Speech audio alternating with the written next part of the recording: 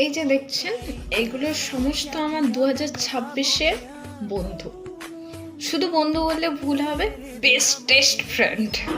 Actually আমি খুব introvert, জানেন। আমি মনের কথা চাইলেও সবার সাথে শেয়ার করতে পারি না। তার জন্য ডায়েরি আমার কাছে বন্ধুত্বের রোল প্লে করে। প্রথমেই আসি এই বড় ডায়েরিটা দিয়ে। অ্যাকচুয়ালি একটা সময় আমি ফিল করি আমার মধ্যে প্রচণ্ড নেগেটিভিটি আছে, অ্যান্ড এই নেগেটিভিটিগুলো আমার স্বপ্ন পূরণের পথে বাধা হয়ে দাঁড়াচ্ছে।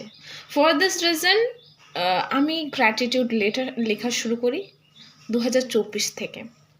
এটা হচ্ছে সেই ডায়েরি যেখানে আমি রোজ গ্র্যাটিটিউড লেটার লিখি, এমন সমস্ত জিনিস লিখি যার জন্য আমি grateful. Number 1। Number 2, most important, এটা একদম মনে হচ্ছে ছোট্ট ডায়েরি, মনে হচ্ছে না, ছোটই ডায়েরি। এটা আমার দৈনিক হিসাব নিকেশের জন্য। দৈনিক হিসাব নিকেশ মিনস আগের দিন রাত্রে আমি ঠিক করি পরের দিন সকাল থেকে আমি কী কী করবো। ফর দিস রিজন এই ডায়েরি ইউজ। কখনো কখনো ম্যানিফেস্টেশনেও কাজে লাগে।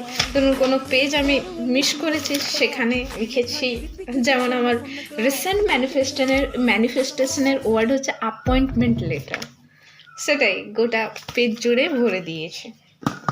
এটা হচ্ছে আমার ইমোশন লিখে রাখার জন্য। এমন অনেক কথা আছে আমি যাকে বলতে চাইছি বলতে পারি না, বা এমন অনেক সময় আসছে যখন আমি অনুভূতি এক্সপ্রেস করতে পারি না, খুব রাগ হচ্ছে, আমি বলতে পারছি না। ফর দিস রিজন এইটা, এখানে আমার সমস্ত খারাপ লাগা লেখা থাকে।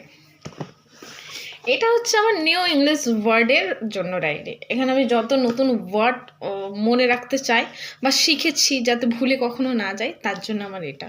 আমি ইংলিশের প্রতি একটু বেশি অবসেসড, এই জন্যেই এই ডায়েরিটা আমার থাকে। আর এটা রিসেন্ট ইউজ করছি আমি এআইয়ের জন্য।